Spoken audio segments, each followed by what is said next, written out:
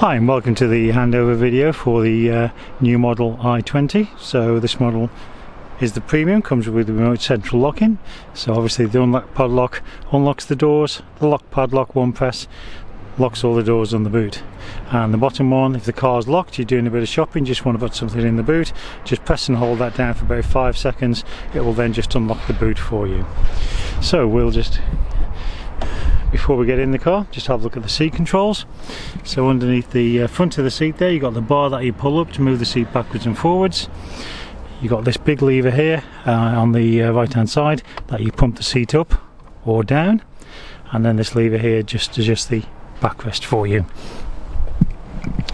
So we'll just get into the vehicle.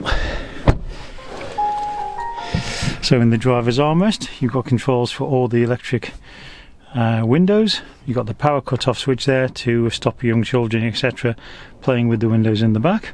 And then forward of those, you've got your controls for your mirrors. Little slider there to do left or right. That's your touchpad you use to adjust it, and that button there folds the wing mirrors in and out manually. On the right hand side of the dashboard, you've got your headlight levels. Normal setting is 0. You've got your stop start button, so again that is on by default. You've got your heated steering wheel, your traction stability, and again if you need to reset tyre pressures, etc., you've got your button there. Now on the steering wheel, the horn is anywhere in the centre here. On the right hand side of the steering wheel, you've got your cruise control and speed limiter, you've got your lane departure, lane assist, and your trip computer buttons. And on the left hand side, you've got your audio controls and you've got your Bluetooth for your phone. So what we'll do is we'll start the car up just so we can have a look at the dashboard. So obviously keying the ignition. Now to start the car, the clutch has got to be depressed, foot on foot brake, and the gear selector in neutral. As you can see, digital dials, looks absolutely superb. So what you've got, obviously you've got your rev counter, you've got your speedo, you've got obviously your information panel in the centre here, and that information panel is controlled by these two here. So this, if you toggle switch, if I flick up and down, it goes through the various sub menus. If I use this top one, it goes through the different menus. So you can have it on the digital speedo, and again to reset any of these, all you do is press and hold the OK button in, and as you can see, resets all those for you. So what we'll do is we'll pop it on the digital speedo. There we go. Also information, you've got obviously the mileage, or total mileage of the car, which is 11 miles, and over the other side you've got 129 miles of fuel showing in the tank. And then at the very bottom here, yeah, you've got obviously 9 degrees, which is the outside temperature, and that bar, that grey bar, as you drive there'll be a green line that goes up and down, which will show your instantaneous miles per gallon. Obviously you've got your fuel gauge and engine temperature gauge displayed as well, and as you can see, the car's telling us we're in neutral, and if I select first gear, as you can see, it tells us we're in first gear. Okay, so on the indicator stalks then, you've got the lights, so you've got an automatic setting, so you can just leave it on automatic and the car will look after everything for you. And again on this inner band, you've got your front and rear fog lights, so again it's just a case of twisting them up, twisting them down to put the front or rear fog lights on, and again indicators are on the dashboard when those are on. You've also got high beam assist, so again obviously you won't have to bother dipping your headlights when they're on full beam if the car senses a car coming up towards it, or if you're coming up behind another vehicle, it will automatically dim them. You've also got an automatic setting on the wipers, and you can adjust the sensitivity of the sensor. That's most sensitive and that's least sensitive, and this twisty bit on the end is the rear wash wipe. So to wash the windscreen, pull the stalk towards the steering wheel. To wash the rear, push it away from the steering wheel. On the subject of the steering wheel, if you do need to adjust it, little lever on the left hand side here, just fold that down, you can move the steering wheel up and down, and then obviously tighten it up before you drive away.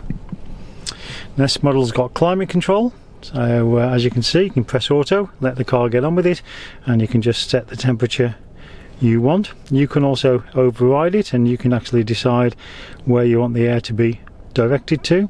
You can turn the aircon off or on manually, and you can also increase or decrease fan speed.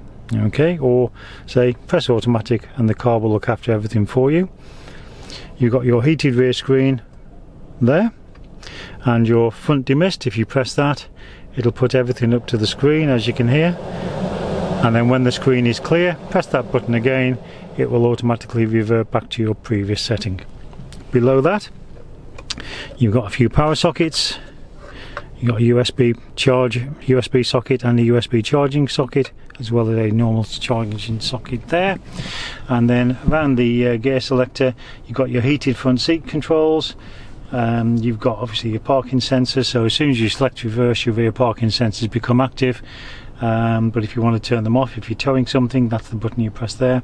And drive modes, you can have it in comfort, eco and sport. And basically, if I show you, every time I press the button, you got eco, you got comfort, you got sport. Okay, so you can obviously at a glance tell what drive mode you are in, so we'll leave you on eco at the moment. 6-speed manual gearbox, and as I've said, if you immediately when you select reverse, your rear parking sensors become active, and obviously your camera comes into play. So we'll have a look at the infotainment system. So to turn the radio on or off, just press that button there, and obviously you can increase or decrease the volume by using that on the steering wheel, or by rotating the knob here. Okay, now with the satellite navigation, if you press nav and then go to search, and then all you do is you start typing in, say, the postcode. So if I use the postcode for the dealership, SY1, that's the space, 4AB, and then OK. There you go, set as destination. We'll talk about Blue Link in a moment. And as you can see, works it all out and everything. Start guidance. So again, obviously you can go into the little speaker icon there. You can increase or decrease the volume. Okay, then once you've finished, it just disappears if you just leave it for a few seconds. So what we'll do is I'll just go back to the home screen. So in the home screen, as you can see, you can use your phone. So you've got Apple CarPlay, Android Auto, so you plug your phone into the USB port and it will display on the screen in that for you. You've got Blue Link, so again this is an app that you download from Hyundai, so a Hyundai Blue Link app, and then you can link your phone to the car and it will give you information of sort of how many miles of fuel you've got in the tank. If you lose the car on the car park, you can activate the horn. You can also lock and unlock the car using the app on your phone as well. Alright, so if you want the map displayed, if I just press back to map, then obviously, as you can see, if I just press on the corner there, you can actually have the map displayed as full screen. Radio, just press the radio icon, and as you can see, it's a moment we're listening to Radio X. So again, you can actually, if we get back to the good old BBCs,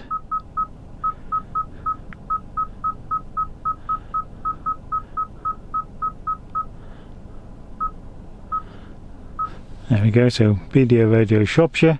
So again, to save those in your favourites, just press the little star there. As you can see, it's come up there as a saved.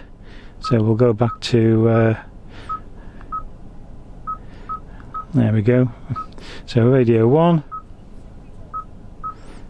2, 3, 4. So there you go. As you can see, if saving your radio channels is as easy as that. And then what you can do using this, that one is the volume. This one you can change up and through your favourites. As you can see, as I'm moving that toggle switch up and down, it's going through the various radio stations and that for you. To turn the radio off, just press that in, and then if you press and hold it in like I've just done there, it will actually turn the whole screen off. Okay, so we'll just pop it back on. And then what we'll do is we'll go into the setup. This is where you can go on sort of display and things like that. So if we go in display, screensaver, so I'll put digital clock on, so obviously when the system now is turned off, just show you, then it'll display the time and the date for you. Your central locking button is located just below that, and your hazard lights again just below that one. Now this car is also equipped with live services, so you've got a good old SOS button up here. So basically how that works is that if the car is involved in an accident and the airbags are deployed, if you don't make the emergency call or are unable to, then the car will for you. You'll hear a voice in the car asking if you need attention, and obviously if you don't respond, they will summon the emergency services for you. In your glove box you've got all your manuals and certificate of conformity and the locking wheel nut key and everything for you there. So what we'll do is outside the car just have a look at the location of the fuel filler. So the fuel filler is on the passenger side, just at the very back here. Just as long as the car's unlocked, just give it a quick prod and obviously it opens. When the car's locked, that is also locked. Okay, and then inside the boot, obviously past the shelf there, under the boot floor, as you can see, you've got the inflation kit, and obviously that's the battery for the mild hybrid system.